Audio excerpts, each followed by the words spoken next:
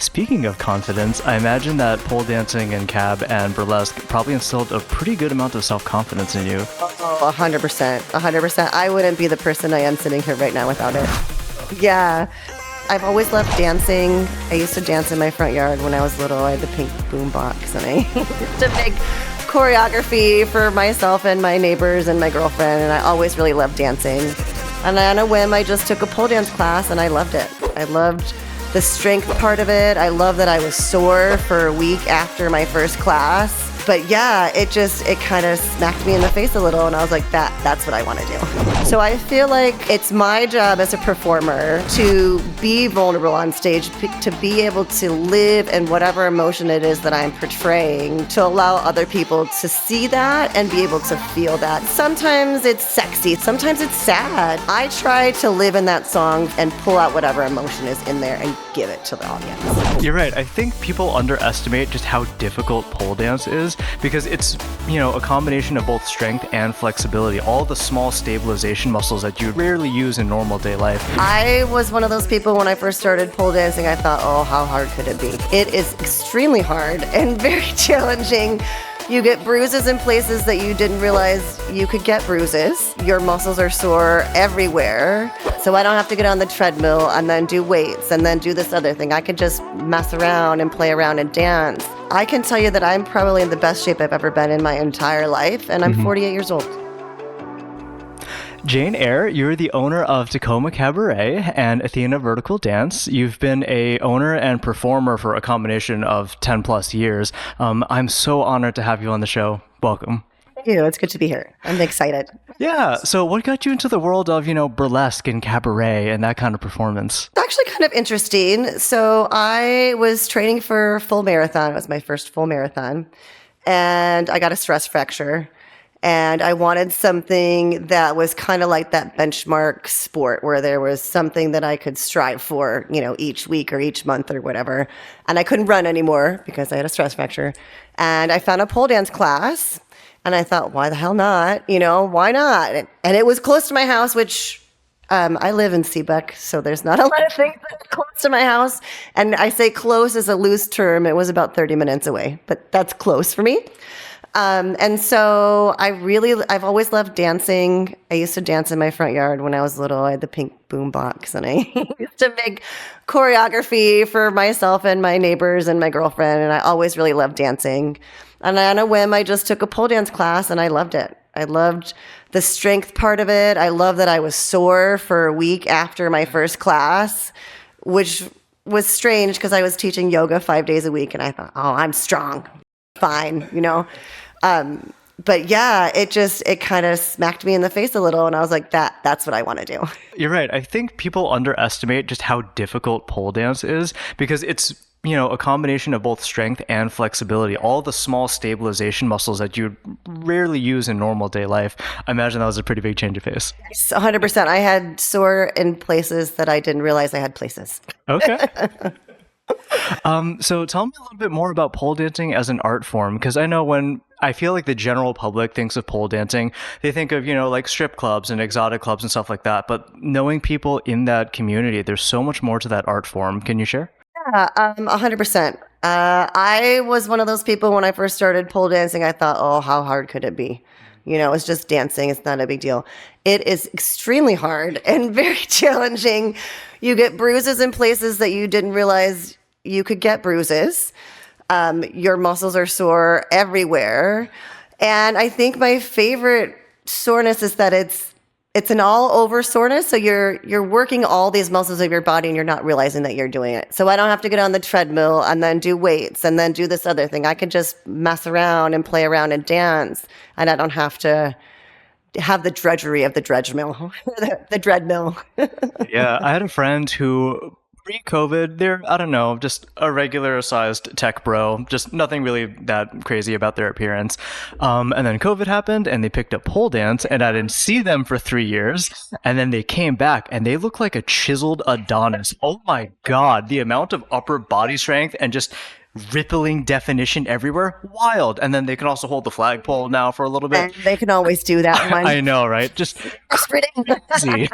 But yeah, it's such a workout, and I think people often underestimate that. And I think I did as well. I can tell you that I'm probably in the best shape I've ever been in my entire life, and I'm 48 years old. Good for you. You know, something that I didn't expect to be doing at 48. Yeah. Okay, fun. So what came first? Was it the pole dancing or was it the cabaret and burlesque? It was a little bit of a mixture of both. I started pole dancing, like I said, in Bremerton, and I stayed with that studio for about 8 or 9 months. And I was kind of the only student that she had in the morning because I had a child in daycare, and so it was just her and I. And so I started going to another studio in Tacoma, and she started doing shows. And I became part of those shows, and I thought, oh my gosh, this is me. This is what I really love. I had gone to a couple of raves and made some costumes, and I was like, oh, this melts my costume. I get to be weird, and I get to be like in a show, and I get to make weird costumes. Yes, I like this. I want to do this. And so when I took over the studio in 2014, I knew that that had to be part of what we were going to be doing. And I wanted to give that space to women and men as well, or anybody basically that wants to be weird, you know, put on a weird costume, make a weird act. You know, do you want to be a sloth? Do you want to be a bucket of chicken? I've seen some things and I love it. I love all the weirdness. Are there any notable examples besides the sloth Yeah, and the chicken? The sloth was my favorite. That was in a competition and not one of my ladies. Gosh, what would be my favorite? We did a nerdlesque show that was pretty entertaining, and we had a Princess Peach and Bowser love affair, which was great. We also had 2 ladies that dressed up like older cat ladies that did a burlesque act with cat tassels on their boobs, which I thought was so funny.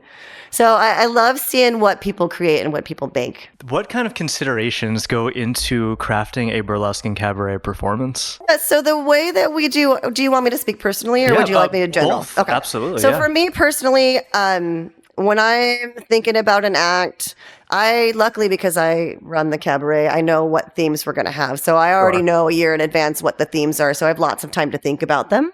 Yeah. So I think about the theme, and a lot of times I'm just putting music on while I'm driving and trying to come up with some sort of idea. Sometimes I know exactly what I'm going to do. Like sometimes we'll decide what theme it is. I'm like, yep, I know this is the act I've been waiting for to put into this show. Other times, not always as much. Horror really eludes me. I'm not a horror burlesque person. And so horror is a really big struggle for me. And I've done vampires and witches, and, you know, it's hard to keep doing the same thing over. So that one is a struggle, but sometimes it's the music first. Sometimes it's the costume first. And sometimes it's I know what I want to say and I just need to find a song to say it. It's a combination of all of that. I definitely have seen some of my performer friends that are like, I just got this costume and now I just need any excuse to wear it. 100%. So yeah, they'll craft the act around the costume. Or I've been eyeballing this costume for years and I'm like, okay, what can I make out of this? When can I? Yeah, okay. That happened. I did a performance as a dragon. Ooh. And I really just wanted to be a dragon. And I had bought all these costume pieces during COVID. I was like, someday I'm going to be this dragon. And I was able to put it on stage finally February of this year. It was fun. Yeah. Cool. So for my own, education and for those listening, what would be the definitions of cabaret and burlesque, and what is the distinction between them? Because I've been using them interchangeably, but I also realized I could just be ignorant on this. I'm not entirely sure, but for me personally, I feel like burlesque is part of a cabaret. Cabaret doesn't always have to be burlesque. Okay. So a cabaret to me is a hodgepodge of things. So for our cabarets, we like aerials. We like to add some burlesque. We like to add some singing. Sometimes we'll have some flow artists. Most of the time we have drag, not always, but for the most part drag. So just kind of a menagerie of things. Whereas I think burlesque is more specific to, the style of burlesque you're doing. You could have classical burlesque, you could have comedic burlesque, you could have different options in the same burlesque show. I think the general public views burlesque as like the sexy dancing along with the show. Yeah. So for those listening, okay, And I don't think it always has to be. I've seen some family friendly burlesque where it's okay, just more, I want to call it classical style. I'm not a burlesque trained person. So sure. for any burlesquers out there, if I'm getting it wrong, I apologize.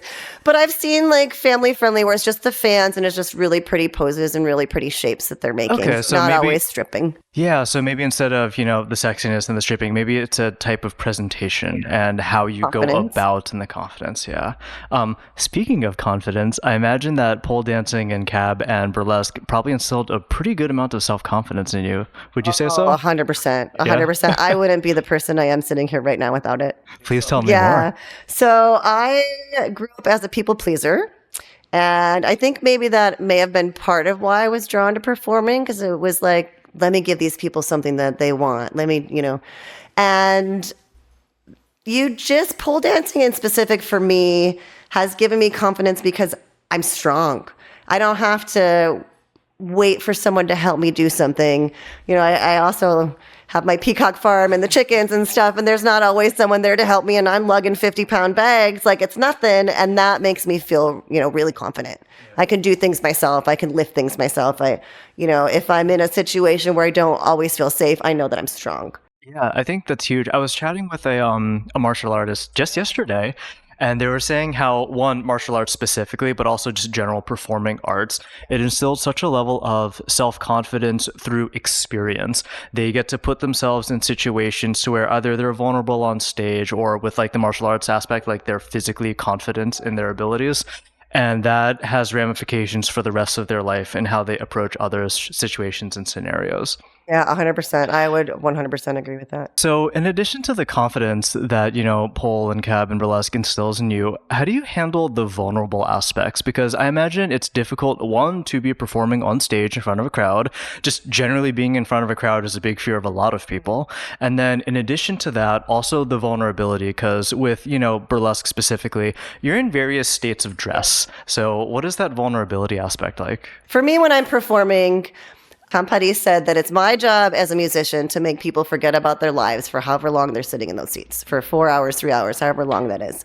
So I feel like it's my job as a performer to be vulnerable on stage, to be able to live in whatever emotion it is that I'm portraying, to allow other people to see that and be able to feel that, even if they can't outwardly feel that. Yeah. And sometimes it's sexy, sometimes it's sad. Sometimes it's depressing. Sometimes it's, we got a rally. We did an act in July of this year that was all about empowerment. And, we've got a band together with all of us of all different races and all different sizes and all different types of people to do that. And that one was kind of hard for me because I was so emotionally attached to that. And I really wanted to do that act justice. It was something that the three of us had talked about for a good 6 months. And I was like, this needs to be done correctly. And we need to make sure that we're doing this so that we're portraying it in a way that's accessible to people, even if they don't want to hear it. Yeah. So yeah, it's tricky. I try to live in that song for 4 minutes or 6 minutes or however long it is and pull out whatever emotion is in there and give it to the audience. It's less about you and what you're feeling and more about making sure the receiver, the audience, really feels that emotion. Their experience is paramount, and whatever emotions you're dealing with, you can just kind of say, I will deal with this later. And then honestly, I've done a couple competitions where I put acts together with things that I was personally going through that I couldn't find a way to work through, and I put in an act, and that helps me get through things. It's funny that you mentioned that. Just last week, I shot a burlesque show in West Seattle, and there was a performer they had just lost their partner the year previously. So they dedicated that entire performance to them. And oh my God, it was beautiful. I mean, it was still burlesque, so the clothes are coming off, but just the tribute, the song choice, it was incredibly touching. I like straight up cried, like tears behind my camera. But it was an incredibly emotional and touching performance. So it's really interesting that you can blend so many different emotions together in crafting that performance. Yeah, and sometimes you're just there to entertain, right? Sometimes I'm being silly or sometimes I'm just being sexy. But there are times where I'm like, I'm emotionally attached to this piece. And I really want to make sure that it's viewed in the light that I'm asking to be viewed in. Yeah. Is there a particular piece that speaks to you and one that you crafted? You mentioned the, show that you were talking Yeah. about, but is there an act or performance within that that really speaks to you? Yeah, the femme show that we did for there's a couple, and they kind of all go together in a weird mini series almost, where there's Okay. 3 parts. So I did a competition for Pole Theatre Canada, gosh, 2018, I think, or 19. And it was, or no, it was 2017, I think, when Trump became president. I was upset and angry, and I needed to do something, and I was mad. And so I made this really emotional piece about women being abused and women being, it was when the Weinstein stuff came out. We had a whole video behind the performance that I did. And I was so emotionally inside of that song, I'm going to have tear up a little bit, that when I got done, I couldn't talk to anybody. I couldn't say a word to anyone, and I had to go away and hide, which is not normal for me when I get off stage. I get off stage and you want water, you have needs, but I couldn't breathe. I was having a panic, and I had to just calm myself down. And the best part of performing, especially in events like Pole Theater, is everybody's there to show off something that they created and built that they're attached to, something that's very personal to them. And so I had somebody come over, and they said, "Are you okay?" And I said, "I am." I said, "I just need a hug. If you could just let me cry on your shoulder for about 5 minutes so I can get this out." And it worked. I was able to get it out of my head. And so the next year when I went back, I created more of a comedy kind of poke the bear piece, where I used some clips from SNL and I mixed it all together. And I felt like that whole like duo had finished itself. And then this year I was like, no, I'm still mad. I'm still mad. I felt like, the world is getting a lot more chaotic and a little bit worse. And there was a lot of infighting between people and a lot of issues with pronouns and things like that. And so I really wanted an act that was going to showcase all of us together. And it's a beautiful, I'll send you the full one. I didn't do any clips of it. I will send you the full one. I didn't put it in the video yet, but it's 3 of us ladies, and there's a pride flag. There's some color guard. The dance team comes up. Johnny and Isaiah, who are our MCs at most of our shows at McMenamins, come up. And there's just this camaraderie of, look, we're all different, but can we get together to fight for a good cause for all of us to win, basically. Yeah, that one's my favorite so far. Is it Johnny and Ariel? Johnny and Isaiah. Johnny and Ariel. Yeah. Okay, Yeah. fantastic. They're my favorite, by the way. I love those boys so They're much. going to be on this show. Oh, yes. We met at Kindle. Nice. Similar world. I'm so excited. Oh, they're a lovely. Beautiful human being and really are. a lovely performer. They really are, and I'm gonna do a little bit of because they are so amazing on stage. They hold the show together so well, and they really genuinely care and want you to succeed as well. Like, they've given me great advice. They've helped me out with things. We've gone back and forth with them. We've had them sing a couple of acts where we had pole dancers together. And I love working with those guys so much. Wonderful human beings. Can you tell me a little bit about the community that surrounds, cab and burlesque and all of this? Yeah. It's an interesting community. I've been around. Like you said, I've been performing. I think the first time I performed was in 2012. It may have been earlier. It's a little hazy in there. Yeah, it's okay. So I've seen a lot of things. I've been around a lot of things. I've done festivals. I've done events. I've traveled for things. I've gone to competitions. I think I want to say the main vein that holds us all together, but the main idea, I guess, that holds us all together is I feel like we're all just weird kids that now get to be grown-up weird adults with adult money, right? And so we find something that makes us happy, and some people, they love burlesque. They're not confident enough to go up on stage yet, but they'll support the shows. And they dress up at shows too. Sometimes we'll have, people come in dressed up. And I love it. It makes it like more of a community atmosphere as opposed you're just watching a stage show. So I come from the world of flow arts. Oh, yeah. And at least within that community, everyone is so incredibly welcoming and humble, and they're always willing to teach and support others. And while not a perfect circle, there's a good amount of overlap between flow arts and cabin burlesque. Yeah. So I got to go into that world a little bit too, and I've met the same exact culture. Everyone is super supportive. Everyone is either a performer themselves or very, very supportive of those who perform, and they all go to each other's shows. They want to, be there and show their appreciation for the craft and, support their friends and all that. And it's such a lovely environment and group of people. I agree. I love that I get to do my own shows, but I love supporting other people's shows. I like to go and see what they're doing. I like to see other performers. I just love watching burlesque and cabaret shows. I do. Drag shows, any kind of weirdness, I'm there. I love it. Yeah. I feel like the energy and the bravado and the confidence is so much higher and so much more engaging and entertaining than some of the other art forms that I've seen. I think I always leave with some sort of inspiration. Almost always. Or even if I'm just leaving having had a good time. But for the most part, I'm listening to music and I'm looking at costumes and I'm like, oh, how did they do that? Like maybe we could bring them to one of our shows. Like that would fit really well with this theme. Let's reach out to them. How do you go about theme selection for your various events? There's probably the obvious stuff like, hey, Christmas, we're going to do Christmas things, and Halloween in October, ooh.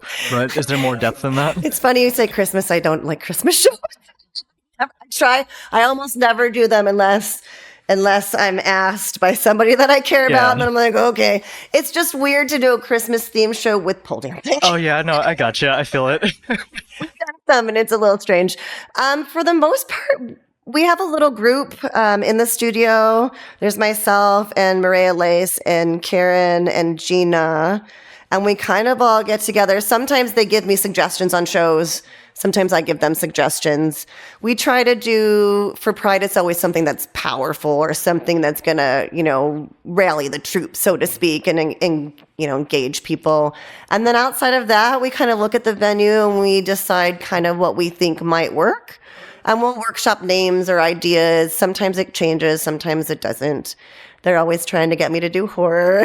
I'm like, we didn't do a horror show this year because it got canceled, and so it's on the docket for next year. I'm like, okay, I have a year to figure out what I want to do. Yeah. Okay, so it's a mix of seasonal things. You mentioned like Pride, October and horror stuff and Halloween and Christmas, although you don't do that. And then also, I guess, whatever kind of is current at that time. If there's something in the news or, there's a current trend that's happening, you try to cater to those things. Yeah, agreed. Okay, very nice. As the owner of Tacoma Cabaret and Athena Vertical Dance, do you feel an obligation to use those platforms and those venues to kind of give back to the community at large? Yes. Yeah. Yes, we try really hard to create a space that's welcoming and opening for everyone. So when we do our cabaret shows, we always have a Google Doc for submissions, and anybody can submit. Doesn't matter who you are or what kind of performance type you have. Outside of fire, because I can't do fire inside of McMenamins, which is kind of sad because I love fire. But outside of that, we do a little submission form. Anybody can submit. We ask for a 1-minute video of, a sample of your act, a description of your act. We try to see if it fits the theme. And then in cabaret fashion, in my opinion, we try to even the show out. So we try not to be too heavy on aerials or too heavy on pole. And that's why we like a little more mixture. We usually have a burlesque. Johnny and I is there, always our drag queens. And then sometimes we'll throw in a belly dancing. We really love Kat over at Tacoma Dance. She's my lovely belly dancing friend that I just adore to bits. She even has a snake act. We did a snake act with. Yeah, she did a belly dancing where she had the snake. Yeah. Awesome. And I'm deathly afraid of snakes, so I was like, okay, this is really cool, but like, where's the snake going to be? And I had to ask McMenamins. I was like, so we're going to have a snake. Is that okay? Or is it no animals on stage? Like, is it like glitter? Can we not do that? And they're like, oh no, it's fine. And the snake just sat inside a little heated pack inside a wicker basket, and then went on stage with Kat. And then when Kat was done, back in the little container, and off he went. There you go. Nice and safe. Yeah. So we do submissions, and then we just pick what fits with the theme better and what works with that show. Okay, that makes sense. Yeah. Sometimes we'll go out and ask people if I know, like I said, I've been around quite often or quite a while. And I do have friends that I know specific acts that they do that are their core acts. And if I think it fits with a show, sometimes I'll reach out and say, hey, this act fits really well with, we did a TV show, basically. So it was TVs and movies and stuff like that. And Jamie Von Straten has a Meep Meep act, the Muppets, where they're like, Meep Meep Meep. And it's my favorite act. I've seen her perform it on stage, and I was like, well, I get to see it again. I was like, hey, do you want to come to your Muppet? And I still loved it. I watched it from backstage, and I was like, it's still good.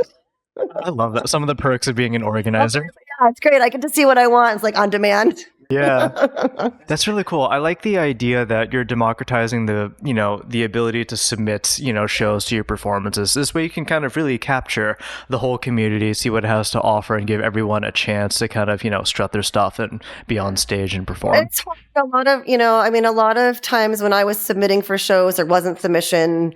People would just call and ask me, or, I would be hunting people down. And so we'd try to save at least a couple spaces for new people.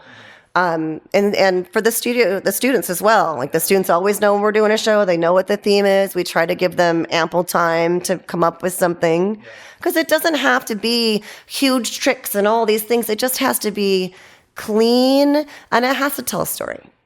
And I think that a beginner can do that as well, just as well as somebody who's a little bit more seasoned in a different way. I think it's really important to kind of meet people where they're at in terms of their skill level, because you're right. Very few people are going to have, 10, 15 years under their belt. It takes that amount of time to do that. But you want people to have that exposure. You want people to have that experience to, dabble in the craft. One, see if it's for them, but then two, just kind of, have the time to be creative and explore, and then have that stage presence and time. Just giving them a space. Yeah. Everything. And that's the nice thing about Cabaret, is it doesn't always have to be the same level. You could have comedy mixed with something really emotional, mixed with something, really funny. Mm-hmm. Or sorry, I said comedy already. So comedy mixed with something emotional, but also mixed with something sexy. Yeah, we're a pole show. In the long run, there's always going to be sexy in there somewhere. Absolutely. No, that menagerie definitely makes it really interesting. And those are the kind of shows that I like to watch. So that's kind of how we build our own, just because that's what I like to see. I like to see a whole mixture of different types of things. Mm-hmm.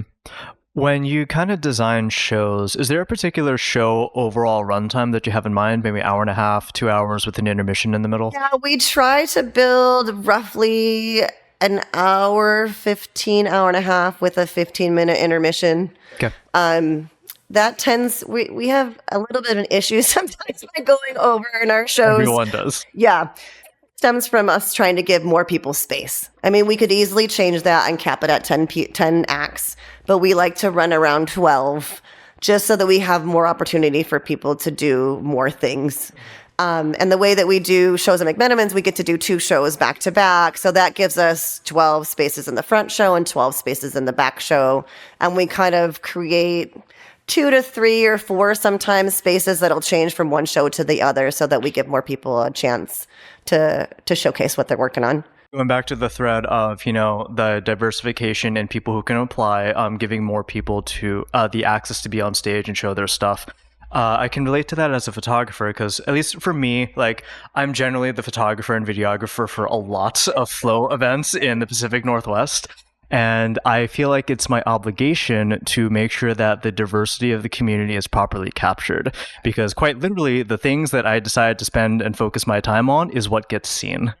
So I, feel obligated to say, hey, it's very important that all of these smatterings of people, get relatively equal representation, scaled against the populace of the events, and not just kind of focus on one particular group or one particular prop or one particular activity. It shows a lot about your character. Thank you. Makes me just really love you even more, because it's challenging as a photographer.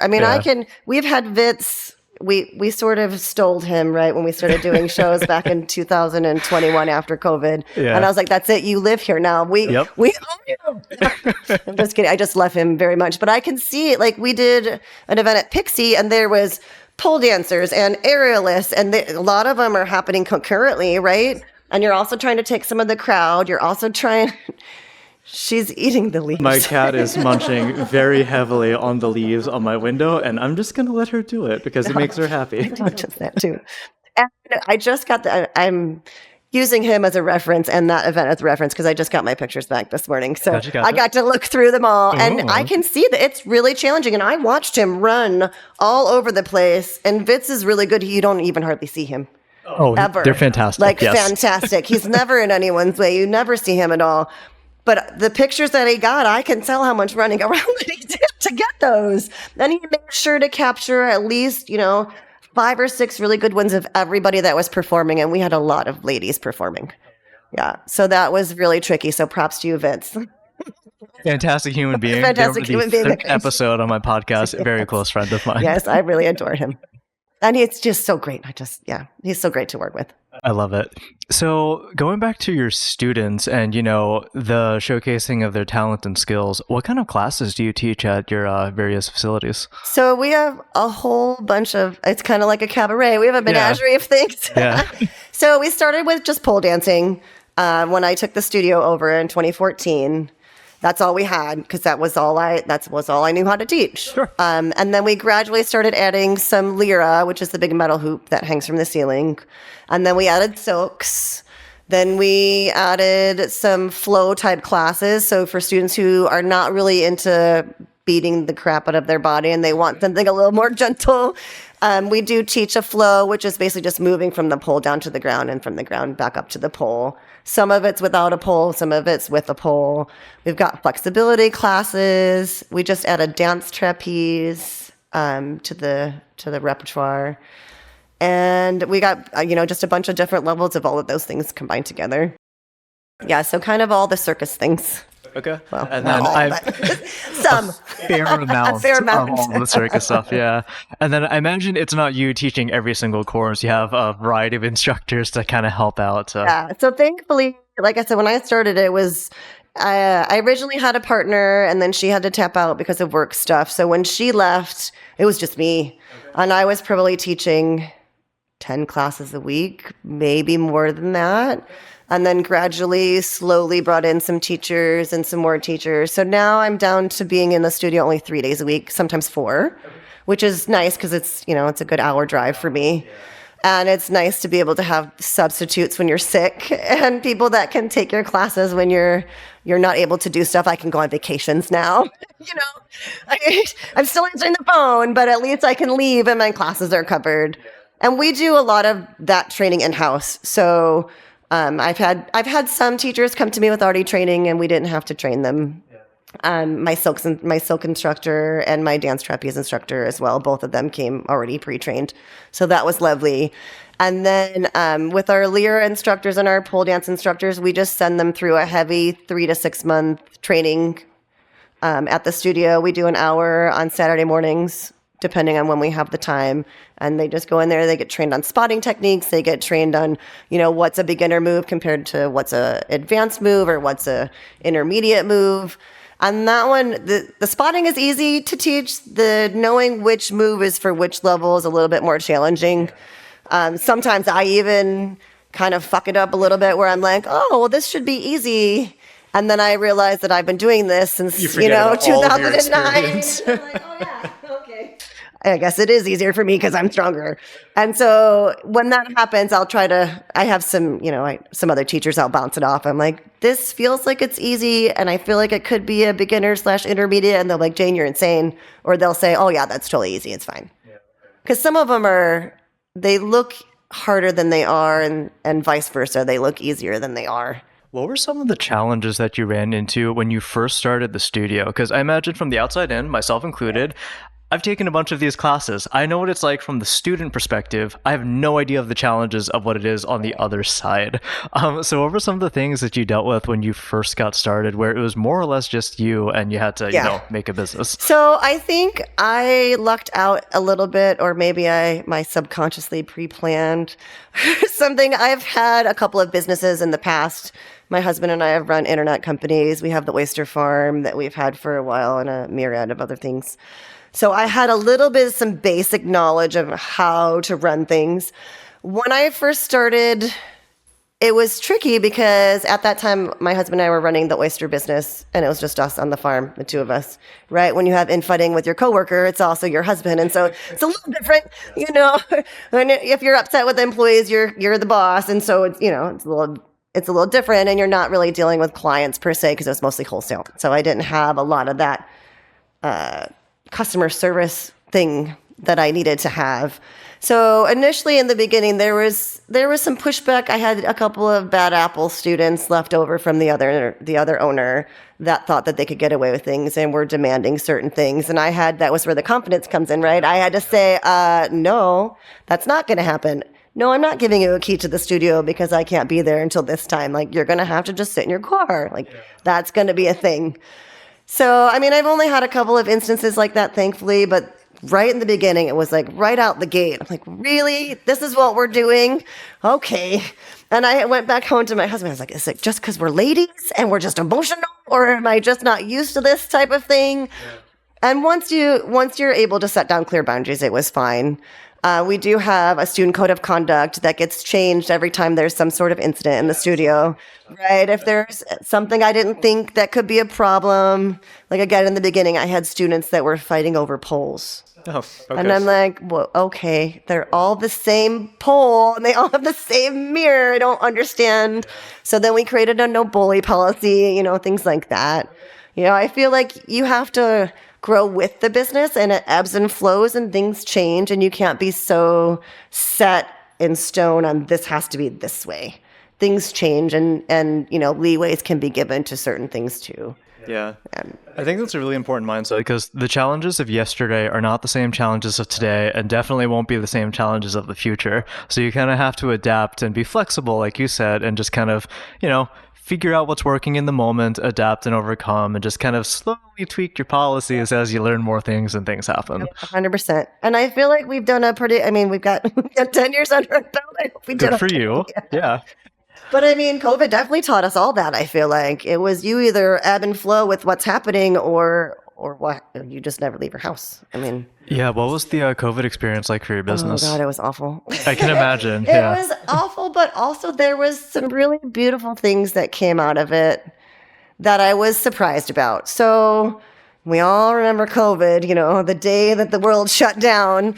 I was traveling. I was at a competition in Ireland a few days before the world shut down. Nice.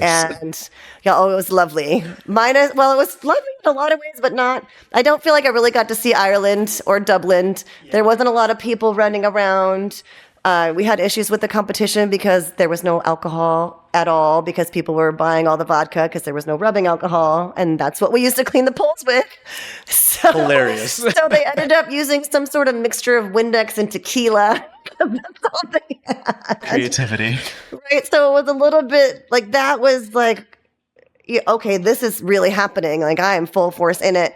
I gotta get my ass home before I can't get home. I don't know what's gonna happen. And we were literally traveling. I think it was like March 18th or 19th, right before they just shut. Oh, yeah, that's late. That's very close. It was really, and we had to fly through Canada, go through customs in Canada, and then from Canada into the States and go through customs again. And I remember thinking, don't sneeze, don't cough, don't say anything. Just get into the country so you can go home and figure out what's going on. So, fast forward, the world shuts down, and they didn't, no notice, right? I have all these students with unlimited packages, and they're used to coming to class.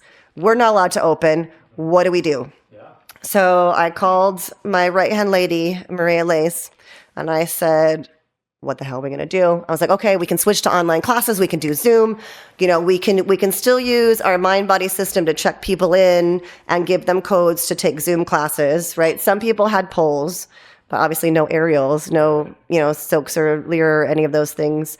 So we started creating whatever we could. We had flexibility classes. We had yoga classes. We had different types of pole classes. We even did chair dance, and I had students come. I had tons of metal folding chairs because a lot of people didn't have poles, but they still want that strength, right? Yeah.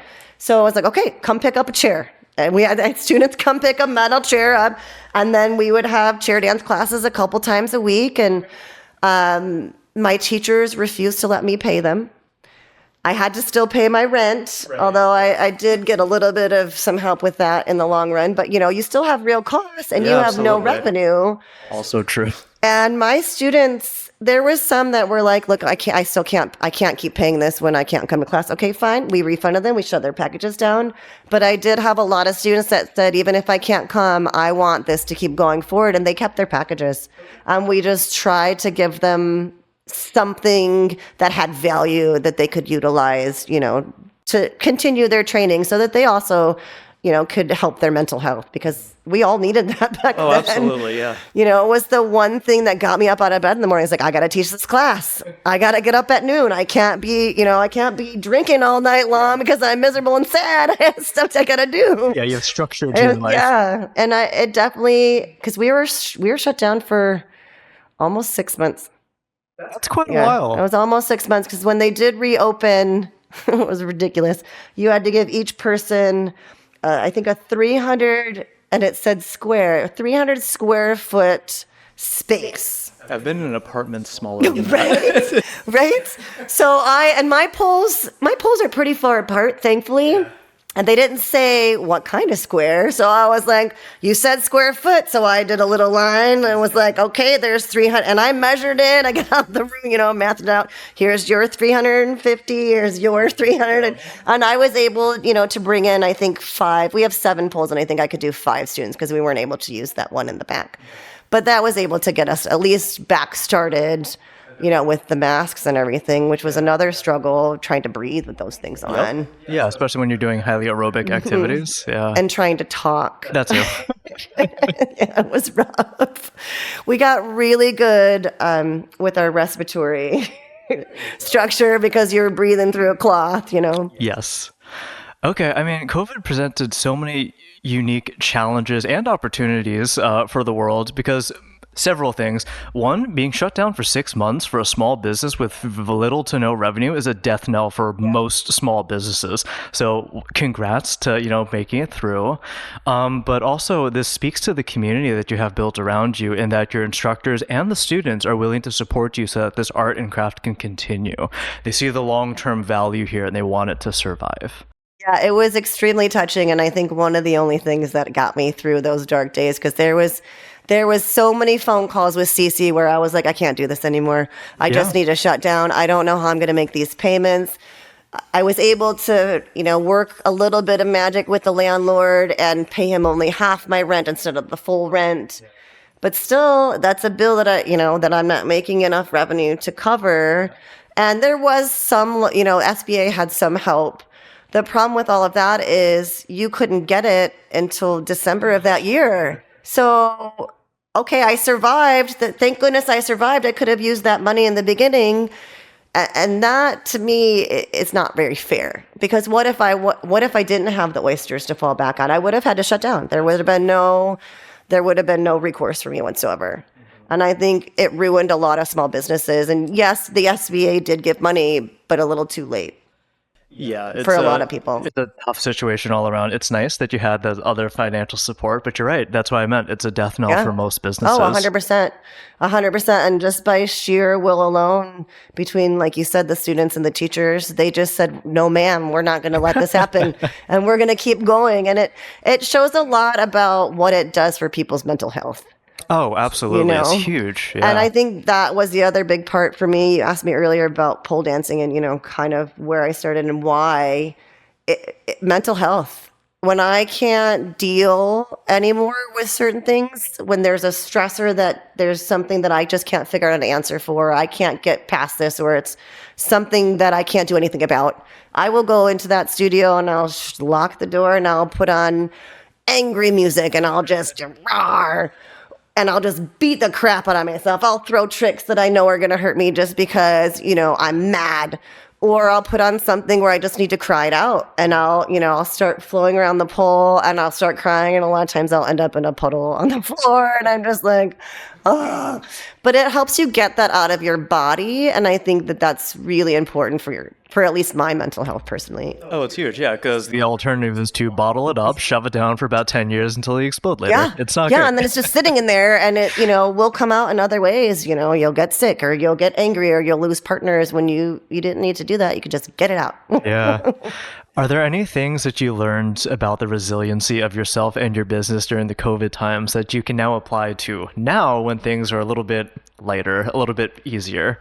Yes. Like I was telling you before, I used to run marathons and I did a lot of that before I hardcore jumped into all the pole dancing. And I did try to do both, but it's not. That's hard. It's not feasible. I was like, oh, I can just run my legs. I'm not really using them. Nope. Incorrect. Incorrect. I couldn't do both. But the marathon training really taught me something really important that I use every day. And I used it really heavy in COVID.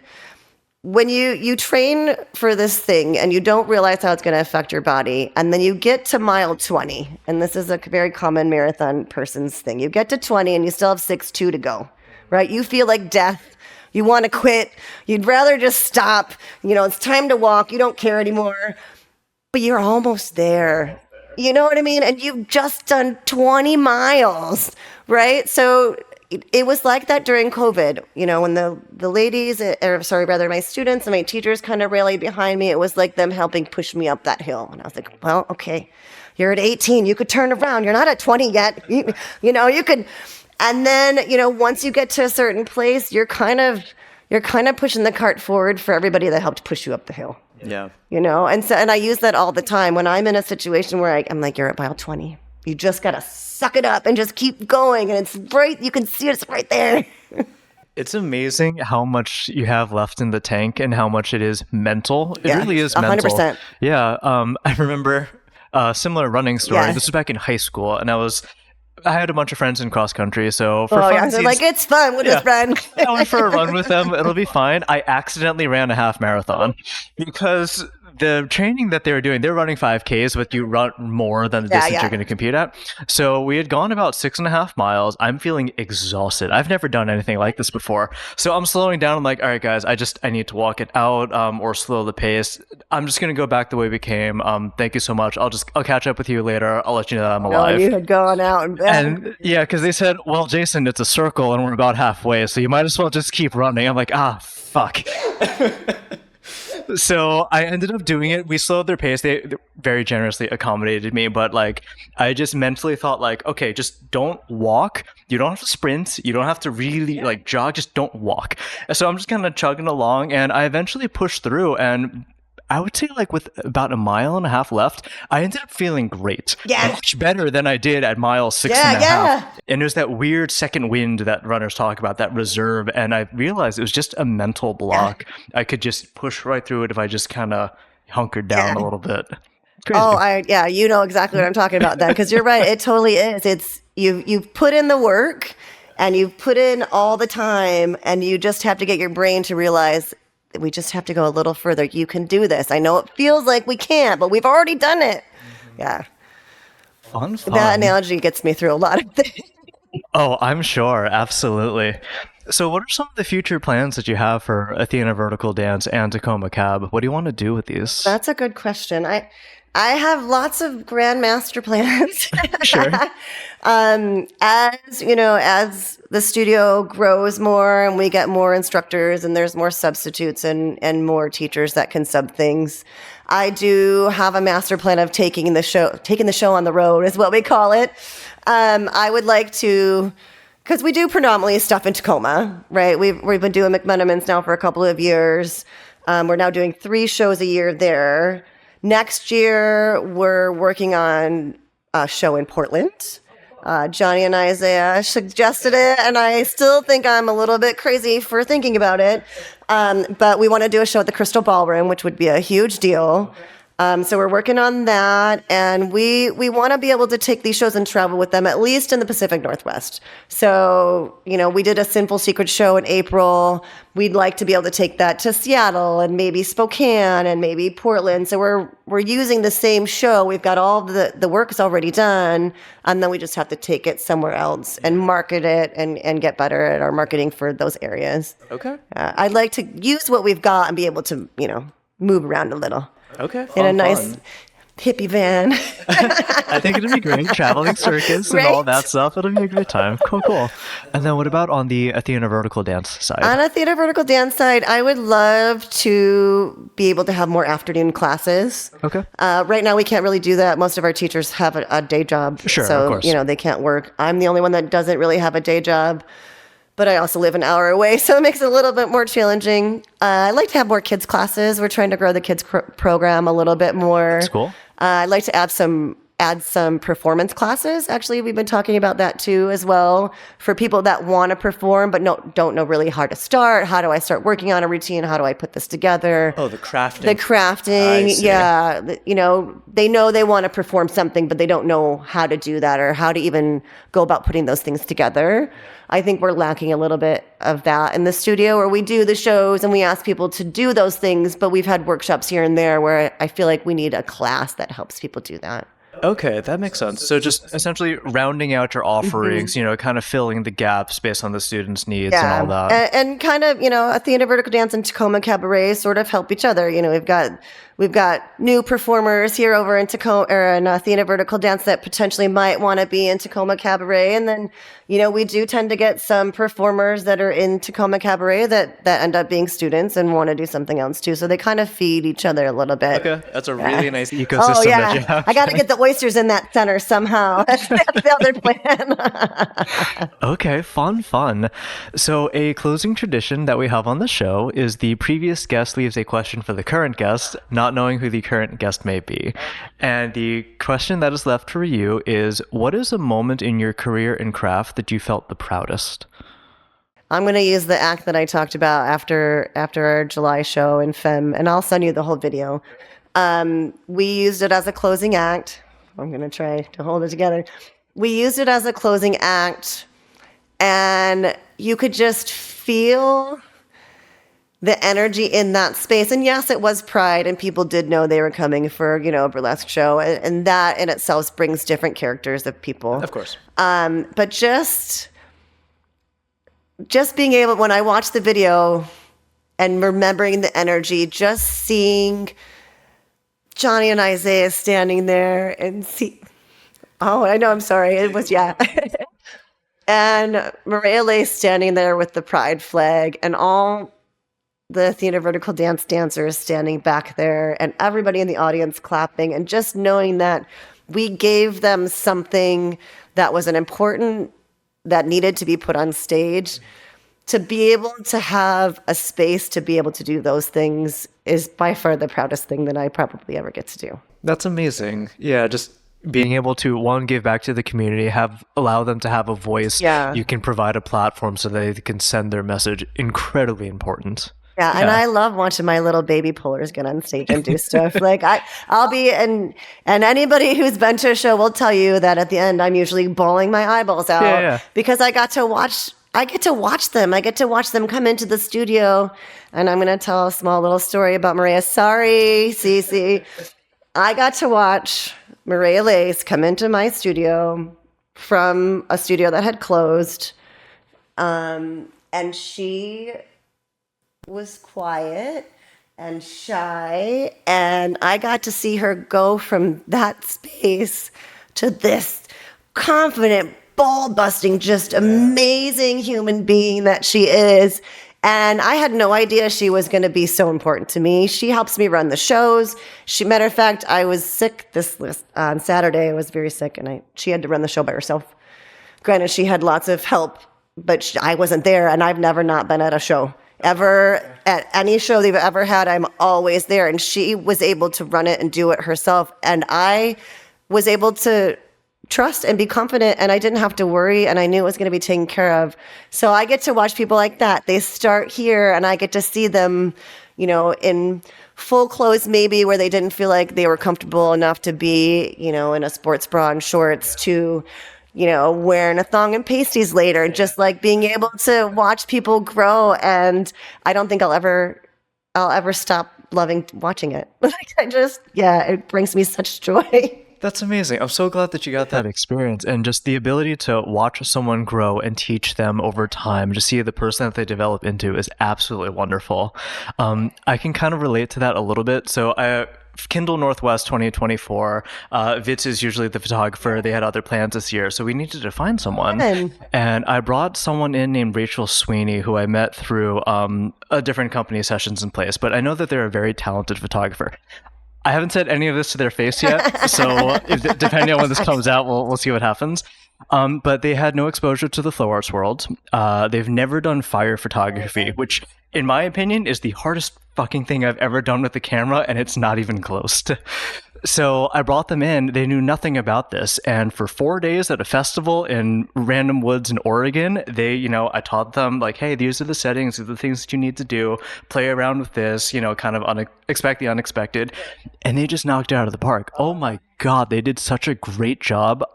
Complete honesty, some of their pictures are better than mine. Oh, that's awesome. Like, it's so good. I am so immensely proud of them, and I think out of all of the things at Kindle that particular year, watching them figure out that style and that craft is probably my proudest moment of that festival.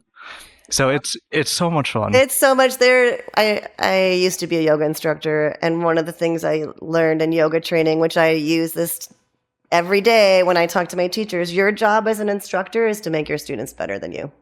That is your job. And the fact that you got to see that is amazing. So happy. Yeah. Oh, I love it. Love it. But I'm so glad that you got to have that moment for yourself as well. It speaks to your character that is the thing that you're proud of. The ability to impart wisdom and knowledge and teach the next generation to kind of do the thing. It's absolutely necessary. And I want people, my biggest goal with the studio and the cabaret and any of those things is to give people a place to be themselves. Come in. If you want to be weird, you want to make a routine where you're in love with a potato, cool. Yeah. Let's do that. How's that going to work out? You want to be a chicken? All right, I'm in. Like, let me see how that's going to play out. I love seeing what people come up with, and I love getting the gift of being able to help facilitate that a little bit. Yeah. That's fantastic. Before we close, where can people find you, and where would you like to draw people's attention to? Well, you can find us on Instagram under Tacoma Cabaret, and then myself personally, I am under Jane Eyre Net or janeeyre.net, and Athena Vertical Dance is under Athena Vertical on Instagram as well. Okay, fantastic. For those listening, you can find all of the links to this in the description box down below. Jane, it's been an absolute pleasure. Yes, Thank you too. for coming here. Your story is so touching and empowering. Again, thank you. Yes, thank you for having me. I appreciate it. Cheers. Cheers.